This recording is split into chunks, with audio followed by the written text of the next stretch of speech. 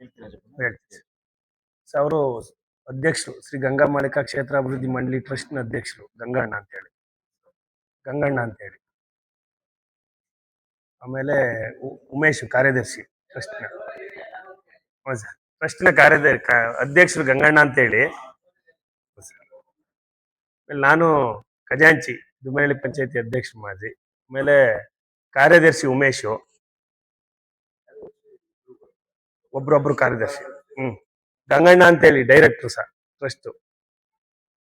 ನಟರಾಜು ಡೈರೆಕ್ಟ್ರು. ಇನ್ನ ರಾಜಣ್ಣ ಡೈರೆಕ್ಟ್ರು. ನಾಗರಾಜು. ಶಿವಲಿಂಗಪ್ಪನವರು ಪೂಜಾರರು.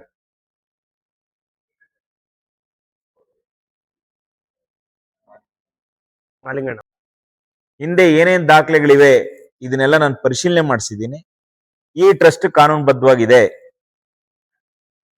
ಈಗಿರುವಂತ ಸನ್ನಿವೇಶದಲ್ಲಿ ಯಾವ ಕಾರಣಕ್ಕೂ ಕೂಡ ಟ್ರಸ್ಟ್ ವಿರುದ್ಧ ಏನೂ ಮಾಡ್ಲಿಕ್ಕೆ ಬರೋದಿಲ್ಲ ಅಂತ ತಿಳಿಸಿ ಹೇಳಿದ್ರು ಕೂಡ ಕೇಳದೆ ನಾವು ನ್ಯಾಯಾಲಯಕ್ಕೆ ಟ್ರಸ್ಟ್ ಎಲ್ಲ ನಮ್ಮ ಅಮ್ಮನಟ್ಟಿ ಗಂಗಮಾಳಿಕಾ ಕ್ಷೇತ್ರಾಭಿವೃದ್ಧಿ ಮಂಡಳಿಯ ಎಲ್ಲ ಟ್ರಸ್ಟ್ನ ಸದಸ್ಯರು ನ್ಯಾಯಾಲಯದ ಮೊರೆ ಹೋಗ್ತಾರೆ.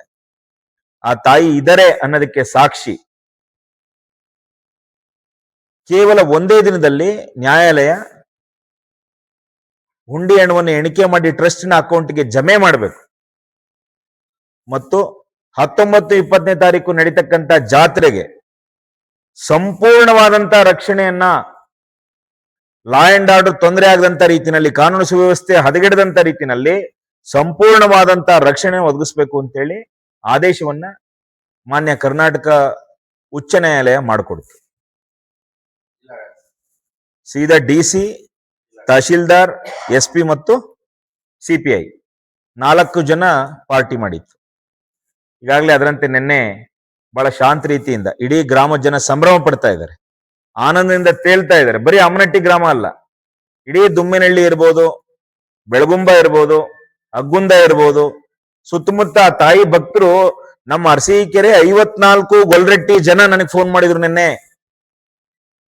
ಬಹುಶಃ ಆ ತಾಯಿ ಪವಾಡ.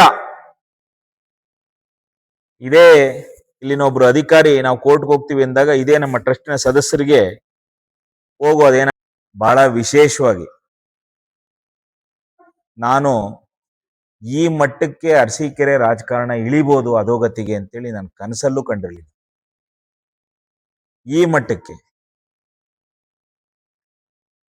ಕೆಲವೊಂದಷ್ಟು ನನ್ನ ಮೇಲೆ ಪ್ರಾರಂಭದಲ್ಲಿ ಹಲ್ಲೆಗಳು ಮಾಡಿಸುವಂತ ಪ್ರಯತ್ನ ಆಯಿತು. ಆ ಕೆಲವು ಮಾತುಗಳು, ಅವ್ರದೇ ಮಾತುಗಳು, ಆಡಿಯೋಗಳು ವೈರಲ್ ಕೂಡ ಆದ್ವು. ಆ ಸಂತೋಷನ್ನ ಇನ್ನೂ ಕೆಟ್ಟ ಪದ ನಮ್ಮ ಬಾಯಲ್ಲಿ ಬರೋದೂ ಇಲ್ಲ. ಆ ಬೋಮ, ಸೂಮ, ಎಳ್ಕಳ್ರಿ, ಕಲ್ಲೊಡಿರಿ, ಇವೆಲ್ಲ ಆಯ್ತು. ಈಗ ರಾಜಕಾರಣದ ಒಂದು ಕೆಟ್ಟತನ ಯಾವ ರೀತಿ ಇಳಿದಿದೆ ನಮ್ಮ ಅರಸೀಕೆರೆನಲ್ಲಿ ಅಂತಂದ್ರೆ, ಸನ್ಮಾನ್ಯ ಶಿವಲಿಂಗಣ್ಣವರು 4ನೇ ಬಾರಿ ಶಾಸಕರಾಗಿ 3ನೇ ಬಾರಿ ಮಂತ್ರಿ ದರ್ಜೆ ಸ್ಥಾನಮಾನ ಇಟ್ಕೊಂಡು ಗೃಹ ಮಂಡಳಿ ಅಧ್ಯಕ್ಷರಾಗಿದ್ದು, ಅಧಿಕಾರದಲ್ಲಿದ್ದು, ಅವ್ರದೇ ಪಕ್ಷ, ಅವ್ರದೇ ಸರ್ಕಾರ ಅಧಿಕಾರದಲ್ಲಿದೆ. ನನ್ನ ಮೇಲೆ ಎಂತ ಗುರುತರವಾದಂತ ಆರೋಪ ಮಾಡಿದ್ರು ಅಂತಂದ್ರೆ, ನಮ್ಮ ಮನೆಯಲ್ಲಿ ಶುಭ ಕಾರ್ಯ ನಡೀತು, ಸಾವಿರಾರು ಜನ ಆಗಮಿಸಿ ಆಶೀರ್ವಾದ ಮಾಡಿ ನಮ್ಮ ಆತಿಥ್ಯ ಸ್ವೀಕರಿಸಿ ತೃಪ್ತಿಯಿಂದ ಕಾರ್ಯಕ್ರಮ ಯಶಸ್ವಿ ಆಯಿತು ಅನ್ನೋ ಸಮಾಧಾನ ವ್ಯಕ್ತಪಡಿಸಿದ್ರು. ಅದನ್ನ ನೀವು ಸಹಿಸ್ಕೊಳಕ್ಕಾಗದೆ ನಮ್ಮ ಮನೆ ಸಮಾರಂಭ ಮುಗಿದು ಇನ್ನೂ ಎಲ್ಲ ಮುಗಿಸಿ ಕೂತಿಲ್ಲ ನಾವು, ಅಷ್ಟು ಬೇಗನೆ ಯಾರೊಬ್ಬ ನಮ್ಮಲ್ಲೇ ಇದ್ದ, ಆ ಹುಡುಗನ್ಗೆ ನಿಮ್ಮ ಕಾರ್ಯಕರ್ತರುಗಳೇ ಸಾಕ್ಷಿ, ನೀವೇ ಹೇಳಿದಿರಿ, ನಾನೇನೋ ಒಂದು ಹೇಳೋ ಅಂದ್ರೆ ಇವನೇನೋ ಒಂದು ಹೇಳ ಬಂದ, ಬೋಮ, ನೀನೇ ಸಿಂಹನೋ ತಿಮ್ಮನೋ, ನೀವು ಬೈದಿಲ್ವಾ? ಸಾಕ್ಷಿ ಇದೆ ನಮ್ಮ ಹತ್ರ. ಈ ರೀತಿ ರಾಜಕೀಯದ ಕಾರಣಕ್ಕೆ ನನ್ನ ಮೇಲೆ ಇಷ್ಟು ಕೆಟ್ಟ ಆರೋಪ, ಅಪವಾದ ಹೊರಿಸುವಂತ ಪ್ರಯತ್ನ ನೀವು ಮಾಡಿದ್ರಿ. ದೇವ್ರ ದುಡ್ಡನ್ನ ಸಂತೋಷ ತಗೊಂಡು ಹೋಗಿದ್ದಾನೆ ಅನ್ನೋಂಥ ಆರೋಪ ನೀವು ಮಾಡಿಸಿದ್ರಿ.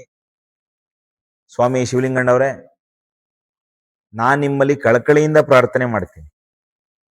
ನೀವು ಹೇಗೆ ನಿಮ್ಮ ಮಗ ಆದರ್ಶ ಗೌಡ್ರನ್ನ ಆದರ್ಶ ಗೌಡ್ರು ತಾನೆ ಅವ್ರ ಮಗ. ನಿಮ್ಮ ಮಗ ಆದರ್ಶ ಗೌಡ್ರನ್ನ ನೀವು ಪ್ರೀತಿ ಮಾಡ್ತೀರಿ. ನೀವು ಬಹಳ ಕಾಳಜಿಯಿಂದ ಹುಡುಗನ್ನ ಓದಿಸಿ ಅರಸೀಕೆರೆ ಜನತೆ ಆಶೀರ್ವಾದ. ಅರಸೀಕೆರೆ ನಿಮ್ಮದು ಸಾಕಷ್ಟು ಉದ್ಯಮಗಳಿವೆ, ಕ್ರಷರ್ ಇದೆ, ಬೇಕಾದಷ್ಟು ಆಸ್ತಿ ಸಂಪಾದನೆ ಮಾಡಿ ಅವ್ರನ್ನ ವೈದ್ಯರನ್ನಾಗಿ ಮಾಡಿದ್ದೀರಿ. ಮ್ಯಾನೇಜ್ಮೆಂಟ್ ಕೋಟಾದಲ್ಲಿ ಅವರು ವೈದ್ಯರಾಗಿದ್ದಾರೆ. ಕೋಟ್ಯಾಂತರ ರೂಪಾಯಿ ಡೊನೇಷನ್ ಫೀಸು ಕಟ್ಟಿ ನೀವು ವೈದ್ಯರನ್ನಾಗಿ ಮಾಡಿದ್ದೀರಿ. ನಿಮ್ಮ ಮಗನ್ನ ನೀವು ಯಾವ ರೀತಿ ಪ್ರೀತಿ ಮಾಡ್ತೀರಾ? ಅದನ್ನ ಅವರದ್ದು ತಪ್ಪು ಅನ್ನಕ್ಕಾಗತ್ತೆ? ಹಂಗೆ ಅರಸೀಕೆರೆ ಜನತೆ ನನ್ನನ್ನ ಮನೆ ಮಗನಾಗಿ ಸ್ವೀಕಾರ ಮಾಡಿದ್ದಾರೆ, ಪ್ರೀತಿಸ್ತಾ ಇದ್ದಾರೆ. ಇದನ್ನ ನೀವು ಸಹಿಸ್ಕೊಳಕ್ಕಾಗದೆ ಇಷ್ಟು ಕೆಳಮಟ್ಟಕ್ಕೆ ನೀವು ಇಳಿತೀರಾ ಅಂತಂದ್ರೆ ಸ್ವಾಮಿ ಶಿವಲಿಂಗಣ್ಣ, ನಾನು ಹೆಚ್ಚೇನು ಹೇಳಲಾರೆ. ಅರಸೀಕೆರೆ ಜನ ಇದನ್ನೆಲ್ಲ ಗಮನಿಸ್ತಾ ಇದ್ದಾರೆ ಅನ್ನುವಂಥ ವಿಶ್ವಾಸ, ಭರವಸೆ ನನಗಿದೆ. ಇನ್ಯಾರಾದ್ರೂ ಆಗಿದ್ರೆ ಬಹುಶಃ ನೇಣಾಕೊಂಡು ಸಾಯ್ಬೇಕಿತ್ತು. ಅವ್ರು ಮಾಡದಂತ ಆರೋಪ ಕೇಳಿದ್ರೆ ನೇಣಾಕೊಳ್ಬೇಕಿತ್ತು ಇನ್ಯಾರಾದ್ರೂ ಆಗಿದ್ರೆ. ನಮ್ಮ ಮನೆ ಶುಭ ಕಾರ್ಯ ಮುಗಿದು ಬೆಳಿಗ್ಗೆನೆ ಈ ರೀತಿ ಆರೋಪ ನನ್ನ ಮೇಲೆ ನೀವು ಮಾಡಿದ್ರಿ. ಇದೇ ನನ್ನ ಪಕ್ಕದಲ್ಲಿರುವಂತಹ ದುಮ್ಮೇನಹಳ್ಳಿ ಗ್ರಾಮ ಪಂಚಾಯತಿ ಮಾಜಿ ಅಧ್ಯಕ್ಷರು ಅಜ್ಜಪ್ಪಣ್ಣ ಹಾಗೂ ಅಮ್ಮನಟ್ಟಿ ಗಂಗಮಾಳಿಕಾ ದೇವಿ ಕ್ಷೇತ್ರಾಭಿವೃದ್ಧಿ ಮಂಡಳಿಯ ಟ್ರಸ್ಟ್ ನ ಅಧ್ಯಕ್ಷರು ಗಂಗಣ್ಣ ಇದ್ದಾರೆ, ಕಾರ್ಯದರ್ಶಿ ಉಮೇಶ್ ಅವರು ಇದ್ದಾರೆ, ನಮ್ಮ ನಟಣ್ಣ ಇದ್ದಾರೆ, ನಮ್ಮ ರಾಜಣ್ಣ ಇದ್ದಾರೆ, ಅಮ್ಮನಟ್ಟಿಯ ಗುಡಿಗೌಡ್ರ ಅಂತ ಮಾನ್ಯ ಮಾಲಿಂಗಣ್ಣ ಅವರು, ಹಾಗೇನೆ ಇಡೀ ನಮ್ಮ ಅರಸೀಕೆರೆ ರಾಜ್ಯಕ್ಕೆ ಫೇಮಸ್ ಆಗಿರುವಂತ ನಮ್ಮ ದೇವರು ಹೇಳೋ ಗಂಗಣ್ಣವರು ಇವತ್ತಿಲ್ಲೇ ಇದ್ದಾರೆ. ನಾವೆಲ್ಲ ಇಲ್ಲಿ ಕುಂತಿದ್ದೀವಿ. ನೀವು, ನಾನು ಅಜ್ಜಪ್ಪ ಅವ್ರಿಗೊಂದು ಮಾತು ಹೇಳಿದೆ, ನೋಡಪ್ಪ, ಏನೇ ಗದ್ದಲ ಆಗ್ಲಿ ಗಲಾಟೆ ಆಗ್ಲಿ ಕಾನೂನಿಗಿಂತ ದೊಡ್ಡವ್ರು ಯಾರೂ ಅಲ್ಲ. ನಿನಗೊಂದು ಏಟ್ ಅವ್ರು ಹೊಡೆದ್ರು ಕೂಡ ದಯಮಾಡಿ ನೀನ್ ಅಲ್ಲೇ ಮಾಡಬಾರ್ದು ಅನ್ನುವಂಥ ಮಾತನ್ನ ನಾವು ಹೇಳಿದ್ವಿ. ಆ ನಮ್ಮ ಮಾತಿಗೆ ಬೆಲೆ ಕೊಟ್ಟಂತ ಮಾನ್ಯ ಅಜ್ಜಪ್ಪಣ್ಣ ಅವರು ಈಗಾಗಲೇ ವಿಡಿಯೋ ನಮ್ಮ ಅರಸೀಕೆರೆ ಆದ್ಯಂತ ಸರ್ಕ್ಯುಲೇಟು ಆಗಿದೆ. ಯಾವ ರೀತಿ ಅಜ್ಜಪ್ಪನವರ ಮನೆ ಮೇಲೆ ನುಗ್ಗಿ ಒಂದ್ 3-4 ಜನ ಸಿಸಿ ಕ್ಯಾಮ್ರಾ ಕಿತ್ತು, ಇವ್ರು 15 ಜನ ಇದ್ದಾರೆ, ಅವ್ರು 3-4 ಜನ ಇದ್ದಾರೆ, ಸಿಸಿ ಕ್ಯಾಮ್ರಾ ಕಿತ್ತು ಆ ಕಲ್ಲನ್ನ ತೆಗೆದು ಡೋರ್ಗೆ ಹೊಡೆದು ಇವ್ರು ಶ್ರೀಮತಿ ಬಾಗ್ಲ ಹತ್ರ ಬಂದವ್ರನ್ನ ಜಾಡ್ಸಿ ಒದ್ದ ಬಾಗಿಲು ಓಪನ್ ಆಗಿ ಅವ್ರು ಕೆಳಗ್ ಕುಸ್ತು ಬಿದ್ದು ಅವ್ರ ಮೇಲೆ ಕೆಟ್ಟದಾಗಿ ನಡವಳಿಕೆ ತೋರಿಸಿ ಅವರ ಚಿನ್ನದ ಸರವನ್ನ ಕಿತ್ಕೊಂಡು ಹೋಗಿ ಪ್ರಕರಣ. ಇವರು, ನಾನು ಹೇಳದೆ, ನೀವೇನು ಮಾಡ್ಬಿಡಿ, ಅದೇನಾಗಿದೆ ಪರವಾಗಿಲ್ಲ, ಪೊಲೀಸ್ನವ್ರು ಇದ್ದಾರೆ, ಕಾನೂನಿದೆ, ನೀವು ದೂರು ಕೊಡಿ ಅಂತೇಳಿ ನಾವು ಇವ್ರ ಕೈಲಿ ದೂರು ಕೊಡಿಸಿದ್ರೆ ನೀವು ಕಂಪ್ಲೇಂಟ್ ಅನ್ನ ಸ್ವೀಕಾರ ಮಾಡ್ತೀರಿ. ಅದೇ ರಾತ್ರಿ ನಾನು ಸನ್ಮಾನ್ಯ ಇಲ್ಲಿನ ಅರಸೀಕೆರೆ ಪೊಲೀಸ್ ಉಪವರಿಷ್ಠಾಧಿಕಾರಿಗಳಿಗೆ ನಾನು ಫೋನ್ ಮುಖಾಂತರ ಮಾತಾಡ್ತೇನೆ. ನೋಡಿ, ಇದು ದೂರು ಪ್ರತಿ ದೂರು ಕೊಡುವಂಥದ್ದು ಚಾಳಿ ಆಗೋಗಿದೆ ನಮ್ಮ ಅರಸೀಕೆರೆಯಲ್ಲಿ. ಹೊಡೆದವನ್ಗೂ ಒಂದೇ ನ್ಯಾಯ, ಹೊಡೆಸ್ಕೊಂಡವನ್ಗೂ ಒಂದೇ ನ್ಯಾಯ ಮಾಡಬೇಡಿ. ಅಲ್ಲಿ ಈಗ ನಾವ್ಯಾರು ನೋಡಿಲ್ಲ ಅಂದ್ರೆ ಬೇರೆ, ಸಿಸಿ ಕ್ಯಾಮ್ರಾದ ಸ್ಪಷ್ಟವಾಗಿ ಕಾಣ್ತಾ ಇದೆ ಇವ್ರು ಹೊಡೆಸ್ಕೊಂಡು ಸುಮ್ಮನೆ ನಿಂತಿರೋಂಥದ್ದು. ಇದಕ್ಕೂ ಕೌಂಟರ್ ಕೇಸ್ ಮಾಡ್ತೀವಿ ಅನ್ನೋಂಥ ನಿಟ್ಟಿನಲ್ಲಿ ಹಾಸ್ಪಿಟ್ಲ್ಗೆ ಒಂದು ಮಲಗೋದು, ನಾಟಕ ಆಡೋದು, ಈ ರೀತಿ ಆದಾಗ ನಾವು ಫೋನ್ ಮಾಡಿ ಕೇಳಿದ್ವಿ. ನಮ್ಗೆ ಸೂಕ್ತವಾಗಿ ಸ್ಪಂದಿಸದೇ ಇದ್ದಾಗ ನಾವು ರಾತ್ರಿ 7:40ಕ್ಕೆ ತೀರ್ಮಾನ ತಗೊಂತೀವಿ, ಇಲ್ಲ DYSP ಅವ್ರ ಕಚೇರಿಗೆ ನಾವು ಹೋಗ್ಬೇಕು, ಕೇಳ್ಬೇಕು ನ್ಯಾಯನ. ನಮ್ಮೆಲ್ಲ ಕಾರ್ಯಕರ್ತರಿಗೂ ನಾವು ವಾಟ್ಸಪ್ ಸಂದೇಶ ಹಾಕೋ ಮುಖಾಂತರ ಕೇವಲ 20-25 ನಿಮಿಷದಲ್ಲಿ 350-400 ಜನ ನಮ್ಮ ಕಾರ್ಯಕರ್ತರು ಜಮಾವಣೆ ಆಗ್ತಾರೆ. ನಾವು ಸೀದಾ ಪೊಲೀಸ್ ಸ್ಟೇಷನ್ಗೆ ಶಾಂತ ರೀತಿಯಿಂದಲೇ ಹೋಗ್ತೀವಿ.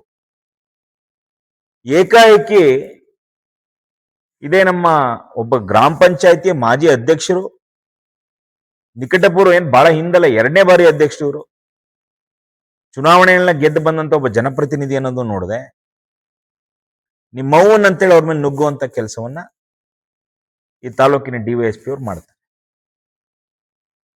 ನಮ್ಮನ್ನ ಬಂದ್ ಕೂಡ್ಲೆ ನೀವು ಸಮಾಧಾನ ಒಳಗ್ ಕರೆದು ಏನ್ ವಿಷಯ, ಏನ್ ಸಮಾಚಾರ ಮುಗಿದೋಗ್ತದೆ, ನಾವು ಮಾತಾಡಿ ಹಿಂಗಿದೆ ಸರ್, ಹಿಂಗ್ ಮಾಡ್ಕೊಡ್ ನೀವು, ನಾವು ಹೇಳ್ತಿದ್ವಿ, ನೀವು ಕೇಳೋ ತಾಳ್ಮೆನೆ ತೋರಿಸ್ತೆ. MLA ಮೆಚ್ಚಿಸ್ಬೇಕು, ಶಿವಲಿಂಗಣ್ಣನ್ ಮೆಚ್ಚಿಸ್ಬೇಕು ಅನ್ನೋ ಉಮ್ಮೀದ್ನಲ್ಲಿ ನೀವು ಈ ರೀತಿ ನಮ್ಮಲ್ಲಿ ದುಂಡಾವರ್ತನೆ ನೀವು ತೋರಿಸಿದ್ರಿ. ಅದಾದ್ಮೇಲೆ ಇನ್ಸ್ಪೆಕ್ಟರ್ ಮತ್ತು ಅಲ್ಲಿನ ಸಬ್ ಇನ್ಸ್ಪೆಕ್ಟ್ರು ಇಲ್ಲ ಮಾತಾಡೋಣ ಸರ್ ಕೂತು ಅಂತ ಹೇಳಿ ನಮ್ಮ ಏನಿತ್ತು ನಮ್ಮ ವಿಷಯಗಳನ್ನ ಅವ್ರಿಗೆ ತಿಳಿಸಿ, ಪಾಪ ಪೊಲೀಸ್ ಇಲಾಖೆ ನಮ್ಮ ಪರವಾಗಿ, ನಮ್ಮ ಪರಕ್ಕಿಂತ ಕಾನೂನು ಪರವಾಗಿ ನಾವು ತೀರ್ಮಾನ ತಗೊಳ್ತೀವಿ, ನ್ಯಾಯಬದ್ಧವಾಗಿ ತೀರ್ಮಾನ ತಗೊಳ್ತೀವಿ. ಯಾರದೇ ವಶೀಲಿ ಬಾಜಿಗೆ ನಾವು ಮಣಿಯೋದಿಲ್ಲ ಅಂದ್ರೆ ನಾವು ಸಮಾಧಾನವಾಗಿ ಅಲ್ಲಿಂದ ನಿರ್ಗಮಿಸಿ ಪಿ ವೃತ್ತಕ್ಕೆ ಬಂದು ಅಲ್ಲಿ ಸೇರಿದಂತ ನಮ್ಮ ಕಾರ್ಯಕರ್ತನ ಉದ್ದೇಶಿಸಿ ನಾನು ಮಾತಾಡಿ ಅಲ್ಲಿಂದ ಬಂದ್ವಿ. ನೋಡಿ, ದೇವರ ವಿಷಯದಲ್ಲಿ ರಾಜಕಾರಣ ಮಾಡಬಾರ್ದು ಅನ್ನೋದಕ್ಕೆ ಯಾವ ರೀತಿ ಕಪಾಳ ಮೋಕ್ಷ ಆಯ್ತು ಈ ತಾಲೂಕಿನ ಆಡಳಿತಕ್ಕೆ ಅಂತಂದ್ರೆ, ಇದು ಸನ್ಮಾನ್ಯ ಶಿವಲಿಂಗಣ್ಣಂಗಾದಂತ ಕಪಾಳ ಮೋಕ್ಷ, ನ್ಯಾಯಾಲಯ ಮಾಡದಂತ ಕಪಾಳ ಮೋಕ್ಷ. ನಾನು ಹೇಳಿದೆ ಅಧಿಕಾರಿಗಳಿಗೆ, ನೋಡಿ ನಾನು ಅವೆರಡರ ಮೇಲೂ ಕೂಡ ನಾನೀಗಾಗಲೇ ಮಾನನಷ್ಟ ಮೊಕದ್ದಮೆಯನ್ನ ಜಾರಿಗೊಳಿಸಿದ್ದೇನೆ. ಮತ್ತು ನಾನು ಈ ಮುಖಾಂತರ ಎಲ್ಲ ಮಾಧ್ಯಮ ಮಿತ್ರರಲ್ಲೂ ಕೂಡ ಪ್ರಾರ್ಥನೆ ಮಾಡ್ಕೊಳ್ತೇನೆ, ಯಾರ್ಯಾರು ಆ ರೀತಿ ಅವ್ನು ಕೊಟ್ಟಂತ ಸುಳ್ಳು ಮಾಹಿತಿಯನ್ನ ನಿಮಗೆ ಗೊತ್ತೋ ಗೊತ್ತಿಲ್ಲದೆ ನೀವೇನು ನಿಮ್ಮ ಒಂದು ವಾಹಿನಿಗಳಲ್ಲಿ ಪ್ರಸಾರ ಮಾಡಿದ್ರಿ ಯೂಟ್ಯೂಬ್ ನಲ್ಲಿ, ದಯಮಾಡಿ ಅದನ್ನ ಮಾರನೇ ದಿನ ನಾವು ಅದೇ ದೇವಸ್ಥಾನದ ಸಮ್ಮುಖದಲ್ಲಿ ಎಲ್ಲ ನಮ್ಮ ಟ್ರಸ್ಟ್ ಗ್ರಾಮಸ್ಥರು ಎಲ್ಲರ ಸಮಕ್ಷಮ ಅಲ್ಲಿ ನಡೆದಂತ ಎಲ್ಲ ಸುಳ್ಳುಗಳನ್ನ ಹೇಳದಂತ ಎಲ್ಲ ಸುಳ್ಳುಗಳಿಗೆ ಸತ್ಯದ ಒಂದು ಅನ್ವೇಷಣೆಯನ್ನು ನಾವು ಮಾಡಿ ತೋರಿಸ್ಕೊಟ್ಟಾಗಿದೆ. ದಯಮಾಡಿ ಈಗಲಾದ್ರೂ ಅದನ್ನ ತಮ್ಮ ತಮ್ಮ ಏನು ಯೂಟ್ಯೂಬ್ ಚಾನಲ್ ಇರ್ಬೋದು ಮತ್ತೊಂದ್ ಕಡೆ ಡಿಲೀಟ್ ಮಾಡಿ ಅಂತೇಳಿ ಕೈ ಮುಗಿದು ಪ್ರಾರ್ಥನೆ ಮಾಡ್ಕೊಳ್ತೇನೆ. ಇಲ್ಲ ಅಂದ್ರೆ ಕಾನೂನು ತನ್ನ ಕ್ರಮ ತಗೊಳುತ್ತೆ. ಅದು 7 ವರ್ಷ ಆಗುತ್ತೋ 8 ವರ್ಷ ಆಗುತ್ತೋ, 1 ಕೋಟಿ ರೂಪಾಯಿನ ಮಾನನಷ್ಟ ಮೊಕದ್ದಮೆಯನ್ನು ನಾನು ಹಾಕ್ತಾ ಇದ್ದೇನೆ. ಕ್ರಿಮಿನಲ್ ಕೇಸು ಫೈಲ್ ಮಾಡ್ತಾ ಇದ್ದೇನೆ, ಸಿವಿಲ್ ಕೇಸ್ನು ಫೈಲ್ ಮಾಡ್ತಾ ಇದ್ದೇನೆ. ದಯಮಾಡಿ ಯಾರು ಕೂಡ ಆ ನಂತರ ಸಂತೋಷಿಂಗ್ ಮಾಡ್ದ ಅಂತೇಳಿ ತಿಳ್ಕೋಬಾರ್ದು. ಸತ್ಯ ತಿಳ್ಕೊಂಡು ನೀವು ಮಾತಾಡಿ. ರಾಜಕಾರಣದಲ್ಲಿ ಆರೋಪ ಪ್ರತ್ಯಾರೋಪ ಸಹಜ, ಆದ್ರೆ ಈ ರೀತಿ ಈ ಮಟ್ಟಕ್ಕೆ ಬಹುಶಃ ಅರಸೀಕೆರೆ ಹಿಂದಿನ ಯಾವ ಶಾಸಕರುಗಳು, ಅರಸೀಕೆರೆ ಹಿಂದಿನ ಯಾವ ರಾಜಕಾರಣಿಗಳು ಬಹುಶಃ ರಾಜ್ಯದಲ್ಲೇ ಈ ರೀತಿ ಯಾರು ಕೂಡ ನಡ್ಕೊಂಡಿರ್ಲಿಲ್ಲ. ಶಿವಲಿಂಗಣ್ಣವರು ಸದನದಲ್ಲಿ ಜಗತ್ತಿನಲ್ಲೇ ಅತ್ಯಂತ ದೊಡ್ಡ ಸಂಘಟನೆ ರಾಷ್ಟ್ರೀಯ ಸ್ವಯಂ ಸೇವಕ ಸಂಘದ ಬಗ್ಗೆ ಥೂ ಅನ್ನೋ ಪದ ಬಳಸಿ ಕೆಟ್ಟಾಗಿ ಮಾತನಾಡಿದರು. ಬಹುಶಃ ಅಲ್ಲಿಂದ ಈ ರಾಜ್ಯದ ಜನಕ್ಕೆ ಅರ್ಥ ಆಯ್ತು ಶಿವಲಿಂಗಣ್ಣನ ಭಾಷೆ ಯಾವ ರೀತಿ ಅನ್ನೋಂಥದ್ದು ಮನವರಿಕೆ ಆಯ್ತು. ಬಹುಶಃ ಈಗ ನನ್ನ ಮೇಲೆ ಮಾಡದಂತ ಈ ಆರೋಪ ಏನಿದೆ, ಸುಳ್ಳು ಆರೋಪ ಏನಿದೆ, ಇದು ಕೂಡ ನೀವು ಕಲ್ಲೆಸೆದ್ರಿ ಶಿವಲಿಂಗಣ್ಣ, ಕಲ್ಲು ಹೊಡೆಸಿದ್ರಿ ನನ್ನ ಮೇಲೆ, ಆ ಭಗವಂತ ಹೂ ಮಾಡಿ ಮಾಲೆ ಹಾಕ್ತ ನನಗೆ. ನೀವು ಎಸ್ತಂತ ಕಲ್ಲು ಹೂವಾಯ್ತು ನನಗೆ. ಈಗ ನೀವೇನ್ ನನ್ನನ್ನ ಡಿಫೇಮ್ ಮಾಡಬೇಕು, ಇವನು ಗೌರವ ಹಾಳು ಮಾಡಬೇಕು, ಇವನು ಮಾನಹಾನಿ ಮಾಡಬೇಕು ಅಂತೇಳಿ ನೀವು ಪ್ರಯತ್ನ ಮಾಡಿದ್ರೆ ಆ ಪ್ರಯತ್ನವನ್ನ ದೇವರು ವಿಫಲಗೊಳಿಸಿದ್ದಾನೆ. ದಯಮಾಡಿ ತಾಯಿ ಗಂಗಮಾಳಿಕಾ ದೇವಿಯವರ ಟ್ರಸ್ಟಿನ ಎಲ್ಲ ಸದಸ್ಯರುಗಳ ಅಭಿಪ್ರಾಯ, ಯುಗಾದಿ ಹಬ್ಬದ ದಿನ ಅದು ಪದ್ಧತಿ ಅಮ್ಮನಟ್ಟಿಯಲ್ಲಿ, ಯುಗಾದಿ ಹಬ್ಬದ ದಿನ ಮತ್ತು ಮಾರನೇ ದಿನ 2 ದಿನ ಆ ತಾಯಿಯ ಜಾತ್ರಾ ಮಹೋತ್ಸವ ನಡೆಯುತ್ತೆ. ಎಲ್ಲರಿಗೂ ಕೂಡ ಸ್ವಾಗತವನ್ನ ಕೋರ್ತಾ, ಹಾಗೇನೆ ಒಂದೊಳ್ಳೊಳ್ಳೆ ಧಾರ್ಮಿಕ ಕಾರ್ಯಕ್ರಮಗಳು ಇತ್ಯಾದಿ ಕಾರ್ಯಕ್ರಮ ಕೂಡ ಯಶಸ್ವಿಯಾಗಿ ಆಗ್ಲಿ ಅಂತೇಳಿ ಮನಪೂರ್ವಕವಾಗಿ ಹಾರೈಸ್ತಾ, ಈಗೇನು ಮೊನ್ನೆ ನಿಷೇಧಾಜ್ಞೆಯನ್ನ ಜಾರಿಗೊಳಿಸಿದ್ರು ಸನ್ಮಾನ್ಯ ತಾಲೂಕಿನ ದಂಡಾಧಿಕಾರಿಗಳು. ಆ ಜಾರಿಗೊಳಿಸ್ಲಿಕ್ಕೆ ಕಾರಣ ಇಲ್ಲಿನ ಶಾಸಕರು ಶಿವಲಿಂಗಣ್ಣ ಅವರು. ಅದಕ್ಕೆ ಚಾಟಿ ಬೀಸಿದೆ. ನ್ಯಾಯ ಯಾವ ಕಾರಣಕ್ಕೂ ಅಧಿಕಾರ ಬಲದಿಂದ ನ್ಯಾಯವನ್ನ ದಮನ ಮಾಡ್ತೀನಿ ಅಂತ ಹೊರಟ್ರೆ ಅದು ನಡೆಯಲ್ಲ. ಯಾಕಂದ್ರೆ ಈಗಾಗಲೇ ನಮ್ಮ ಅಜ್ಜಪ್ಪಣ್ಣ ಹೇಳದಂತೆ ಅರಸೀಕೆರೆ ಸಿದ್ಧರ ನಾಡು, ಅರಸೀಕೆರೆ ದೇವಾನು ದೇವತೆಗಳ ಆವಾಸ ಸ್ಥಾನ, ಅರಸೀಕೆರೆ ಇತಿಹಾಸ ಇರತಕ್ಕಂತ ಒಂದು ಪ್ರದೇಶ. ನನಗೆ ಯಾರೋ ಮೊನ್ನೆ ಒಬ್ರು ಇತಿಹಾಸ ಪ್ರೊಫೆಸರ್ ಸಿಕ್ಕಿದ್ರು, ಆದಿಮಾನವರು ಕುರುಗಳಲ್ಲಿ ಸಿಗ್ತಾ ಇವೆ, ಅದನ್ನ ಸಂಶೋಧನೆ ಮಾಡ್ತಿದೀವಿ ಅಂತ. ಅರಸೀಕೆರೆಗೆ ಬಹಳ ದೊಡ್ಡ ಇತಿಹಾಸ ಇದೆ. ಬಹುಶಃ ಆದಿಮಾನವ್ರ ಕಾಲದಿಂದ ಯಾರು ಕೂಡ ಈ ರೀತಿ ನಡ್ಕೊಂಡಿರ್ಲಿಲ್ಲ ಅಂತ ಕಾಣುತ್ತೆ. ಈ ಮತ್ತೊಮ್ಮೆ ಇಡೀ ರಾಜ್ಯದ ಜನತೆ ಮುಂದೆ ಸದನದಲ್ಲಿ ಶಿವಲಿಂಗಣ್ಣವ್ರು ಯಾವ ರೀತಿ ಬೆತ್ತಲೆ ಆದ್ರು ತಮ್ಮ ಮಾತುಗಳಿಂದ, ಆ ರೀತಿ ಅರಸೀಕೆರೆನಲ್ಲೂ ಕೂಡ ನಿಷೇಧಾಜ್ಞೆ ಜಾರಿಗೊಳಿಸೋ ಮುಖಾಂತರ ಅಮ್ಮನಟ್ಟಿ ಜಾತ್ರೆ ತಡಿಬೇಕು ಅನ್ನೋಂತ ಏನವ್ರ ಪ್ರಯತ್ನ ಇತ್ತು, ಅದನ್ನ ಆ ತಾಯಿ ಗಂಗಮಾಳಿಕಾ ದೇವಿನೇ ವಿಫಲಗೊಳಿಸಿದಳೆ. 54 ಗೊಲ್ರಟ್ಟಿಯ ಇತರೆ ಹಿಂದುಳಿದ ವರ್ಗಗಳಿರ್ಬೋದು, ದಲಿತರಿರ್ಬೋದು, ಈಗಾಗಲೇ ನಮ್ಮ ಮುಖಂಡರುಗಳು ಹೇಳದಂತೆ ಅವರಿಗೆ ತೊಂದರೆ ಕೊಡುವಂತ ಪ್ರಯತ್ನ ಸಫಲ ಆಗೋದಿಲ್ಲ. ನ್ಯಾಯ ದೇವತೆ ಕಣ್ಣಿಗೆ ಬಟ್ಟೆ ಕಟ್ಕೊಂಡಿದ್ದಾಳೆ, ಪಟ್ಟಿ ಕಟ್ಕೊಂಡಿದ್ದಾಳೆ ಅಂತಂದ್ರೆ ಕಣ್ಣು ಮುಚ್ಚಿಲ್ಲ. ನ್ಯಾಯ ತನ್ನ ಒಂದು ಬಲವನ್ನ, ತನ್ನ ಒಂದು ಪ್ರಭಾವವನ್ನ ಅರಸೀಕೆರೆಯಲ್ಲಿ ತೋರಿಸಿದೆ. ಇವತ್ತು ಇಡೀ ನಮ್ಮ ಅರಸೀಕೆರೆ ತಾಯಿ ಗಂಗಮಾಳಿಕಾ ದೇವಿ ಎಲ್ಲ ಸದ್ಭಕ್ತರು ಖುಷಿ ಹೆಮ್ಮೆಯಿಂದ ಜಾತ್ರಾ ಮಹೋತ್ಸವ ಆಚರಿಸಬೇಕು ಅನ್ನೋ ನಿರ್ಧಾರ ತಗೊಂಡಿದ್ದಾರೆ. ಈಗ ನೀವೇನ್ ನಿಷೇಧಾಜ್ಞೆ ಜಾರಿ ಮಾಡಿದ್ರಿ ಶಿವಲಿಂಗಣ್ಣವ್ರೆ, ನಿಮ್ಮ ನಿಷೇಧಾಜ್ಞೆ ಅಥವಾ ನಿಮ್ಮ ಜಾತ್ರೆ ನಿಲ್ಲಿಸುವಂತ ನಿಮ್ಮ ಹುನ್ನಾರ, ನನ್ನ ಮೇಲೆ ಸುಳ್ಳಾರೋಪ ಮಾಡಬೇಕು ಅನ್ನೋಂತ ನಿಮ್ಮ ಪ್ರಯತ್ನ, ಇದೆಲ್ಲವೂ ಕೂಡ ದೇವ್ರ ದಯೆಯಿಂದ ನಿಮಗೆ ತಿರುಗ್ಬಾಣ ಆಗಿದೆ. ಇನ್ನೊಂದ್ಸರ್ತಿ ಈ ರೀತಿ ಕೆಟ್ಟ ಪ್ರಯತ್ನಗಳು ನೀವು ಮಾಡಬೇಡಿ. ನಾನು ಶಿವಲಿಂಗಣ್ಣವ್ರ ಬಗ್ಗೆ ನಂಗೆ ಅಪಾರವಾದ ಗೌರವ ಇದೆ. ನಾನು ಆಗ್ಲೇ ಹೇಳಿದೆ, ಅವ್ರ ಮಗನ್ನ ಅವ್ರು ಯಾವ ರೀತಿ ಪ್ರೀತಿಸ್ತಾರೋ, ಅವ್ರ ಮಗನ್ನ ಅವ್ರು ಯಾವ ರೀತಿ ಕಾಳಜಿ ಮಾಡ್ತಾರೆ, ಹಂಗೆ ಅರಸೀಕೆರೆ ಜನತೆ ನನ್ನನ್ನ ಮಗನಾಗಿ ಮನೆ ಮಗನಾಗಿ ಸ್ವೀಕಾರ ಮಾಡಿದ್ದಾರೆ. ನೀವು ನನಗ್ ತೊಂದರೆ ಮಾಡೋದಕ್ಕೆ ಹೋದ್ರೆ ನನಗೂ ಹೇಳೋರು ಕೇಳೋರು ಇದಾರೆ ಅರಸೀಕೆರೆಯಲ್ಲಿ. ಬಹುಶಃ ಒಂದ್ ಕಡೆ ನೀವು ಹೇಳಿದ್ರಂತೆ, ಅವ್ನಿಗೆ ಯಾರು ಗಾಡ್ ಫಾದರ್ ಇಲ್ಲ, ಅವ್ನ್ ಯಾರು ಕಾಪಾಡ್ಕೊಳ್ಳಲ್ಲ ಅಂತೇಳಿ. ಸ್ವಾಮಿ ಶಿವಲಿಂಗಣ್ಣವ್ರೆ, ಅರಸೀಕೆರೆ ಜನತೆನೇ ನನ್ನ ಗಾಡ್ ಫಾದರ್ಗಳು. ಅರಸೀಕೆರೆ ಮನೆಗಳಲ್ಲಿ ನನ್ನ ತಂದೆ ತಾಯಂದ್ರಿದ್ದಾರೆ, ಅವರ ರಕ್ಷಣೆ ನನಗಿರೋವರೆಗೂ ನಿಮ್ಮ 100 ಪ್ರಯತ್ನಗಳು 1000 ಪ್ರಯತ್ನಗಳು ವಿಫಲವಾಗ್ತವೆ ಅಂತೇಳಿ ಹೆಮ್ಮೆಯಿಂದ ಎದೆತಟ್ಟಿ ಹೇಳ್ಕೊಳ್ಬಲ್ಲೆ. ಎಲ್ಲಿವರೆಗೂ ನನಗೆ ದೈವಬಲ ಇರುತ್ತೋ, ಜನಬಲ ಇರುತ್ತೋ, ಅಲ್ಲಿವರೆಗೂ ನಿಮ್ ಯಾವುದೇ ಹುನ್ನಾರ ಫಲ ನೀಡೋದಿಲ್ಲ. ದಯಮಾಡಿ ಇಂಥ ದುಷ್ಪ್ರಯತ್ನಗಳನ್ನ ಈ ತಕ್ಷಣದಿಂದ ನಿಲ್ಲಿಸಿ. ನಿಮ್ಮ ಎಡಬಲ ಯಾರೋ ನಿಮ್ಗೆ ಹೇಳ್ಕೊಟ್ಟು ದಾರಿ ತಪ್ಪಿಸ್ತಾ ಇದಾರೆ, ನಿಮಗೆ ಕೆಟ್ಟ ಹೆಸರು ತರ್ತಾ ಇದ್ದಾರೆ. ದಯಮಾಡಿ ಅಂತವ್ರನ್ನ ದೂರ ಇಡಿ. ಅವ್ರು ಯಾರೋ ನಿಮ್ಗೆ ಒಳ್ಳೇದ್ ಮಾಡ್ಬೇಕು ಅಂತಿಲ್ಲ. ನಾನು ಒಪ್ಕೊಳ್ತೇನೆ, ನನ್ನಿಂದನೂ ಕೆಲವು ತಪ್ಪುಗಳು ಅರಸೀಕೆರೆಯಲ್ಲಿ ಆಗಿತ್ತು. ಅದಕ್ಕೆ ಕಾರಣ ಯಾರೋ ಹೇಳ್ಕೊಟ್ಟಂತ ಮಾತನ್ನ ನಾವು ಕೇಳ್ತಿದ್ದು. ಆದ್ರೆ ನೀವು ಹಿರಿಯರಿದ್ದೀರಿ, ಈಗಾಗಲೇ ಬೆಂಗಳೂರಲ್ಲಿ ಒಳ್ಳೆ ಭವ್ಯವಾದ ಮನೆ ನಿರ್ಮಾಣ ಮಾಡ್ಕೊಳ್ತಾ ಇದ್ದೀರಿ. ಕೋಟ್ಯಾಂತರ ರೂಪಾಯಿ ವೆಚ್ಚದಲ್ಲಿ ಮನೆ ನಿರ್ಮಾಣ ಆಗ್ತಿದೆ ಅಂತೇಳಿ ನೆನ್ನೆನೂ ಯಾವುದೋ ಒಂದು ನಾನು ಸಾಮಾಜಿಕ ಜಾಲತಾಣದಲ್ಲಿ ಒಂದು ವಿಡಿಯೋ ನೋಡಿದೆ. ನೀವು ನಿಂತು ಅದನ್ನೆಲ್ಲ ಗಮನಿಸ್ತಾ ಇದ್ದೀರಿ. ನಿಮ್ಮ ವಿಶ್ರಾಂತ ಜೀವನ ಚೆನ್ನಾಗಿರ್ಲಿ. ನಾವು ಅದ್ರ ಬಗ್ಗೆ ಗೌರವ ಇದೆ, ನಿಮ್ ಬಗ್ಗೆ ಗೌರವ ಇದೆ. ದಯಮಾಡಿ ಶಿವಲಿಂಗಣ್ಣವ್ರೆ, ಈ ರೀತಿ ವ್ಯರ್ಥ ಪ್ರಯತ್ನಗಳನ್ನ ಏನಾದ್ರು ನಿಮ್ ಕೈಯಿಂದ ಮಾಡಿಸೋ ಪ್ರಯತ್ನ ಯಾರು ಮಾಡ್ತಾ ಇದಾರೆ, ಅವ್ರು ನಿಮ್ಮ ಹಿತೈಷಿಗಳಲ್ಲ, ನಿಮ್ಮ ಹಿತಶತ್ರುಗಳು. ಈಗ ನೋಡಿ, ನಿಮಗೆ ಅದು ತಿರುಗ್ಬಾಣ ಆಯ್ತು. ನೀವೇ ಹೇಳಿದಿರಿ ನೆನ್ನೆ ಬೆಳಿಗ್ಗೆ ನಿಮ್ ಮನೆಯಲ್ಲಿ, ನೆನ್ನೆನೋ ಮೊನ್ನೆನೋ, ನೀನ್ ಸಿಂಹನೋ ತಿಮ್ಮನೋ ಅನ್ನೋ ಮಾತು ನೀವೇ ಆಡಿದಿರಿ. ಹಂಗಾಗಿ ಇನ್ನೊಂದ್ಸಲಿ ಆ ರೀತಿ ಪ್ರಯತ್ನ ಮಾಡ್ಬಿಡಿ ಅಂತ ಹೇಳ್ತಾ, ಇವತ್ತಿನ ಪತ್ರಿಕಾಗೋಷ್ಠಿಯಲ್ಲಿ ಉಪಸ್ಥಿತಿರುವಂತ ಎಲ್ಲ ನಮ್ಮ ಅಮ್ಮನಟ್ಟಿಯ ಗ್ರಾಮಸ್ಥರು, ಗುಡಿಗೌಡರು, ಹಾಗೇನೆ ಟ್ರಸ್ಟ್ನ ಎಲ್ಲ ಸದಸ್ಯರುಗಳಿಗೂ ಕೂಡ ನಿಮ್ಮ ಜಾತ್ರಾ ಮಹೋತ್ಸವ ಚೆನ್ನಾಗಾಗ್ಲಿ ಅಂತೇಳಿ ಹಾರೈಸ್ತಾ ನಾನು ಹೆಣ್ಮಾತು ಮುಗಿಸ್ತೇನೆ. 20 ವರ್ಷ ಆಯ್ತು ನೆಮ್ಮದಿಯಾಗಿರಕ್ಕೆ. ಲೀಗಲ್ ಆಗಿ ಇದ್ರೂ ಕೂಡ ನಾವು ಟ್ರಸ್ಟ್ನವರು ಏನಾರ ಒಂದು ಕಾರ್ಯಕ್ರಮ ಮಾಡ್ಬೇಕು ಅಂದ್ರೆ ಏನಾರ ಒಂದು ಅಡ್ಡಿ ಬರೋದು. ಅದು ಯಾಕೆ ಅಂತ ಗೊತ್ತಿಲ್ಲ. 100 ಬಾರಿ ಒಬ್ರು ನಾವು ಶಾಸಕರಿಗೆ ಹೇಳಿದ್ರು ಕೂಡ ನಮ್ಮ ಮನವಿನ ಆಲಿಸ್ತಲೇ ನಮಗೆ ತೊಂದರೆ ಕೊಟ್ಕೊಂಡೇ ಬಂದ್ರು. ಅದೇಶಯ ಅಂತ.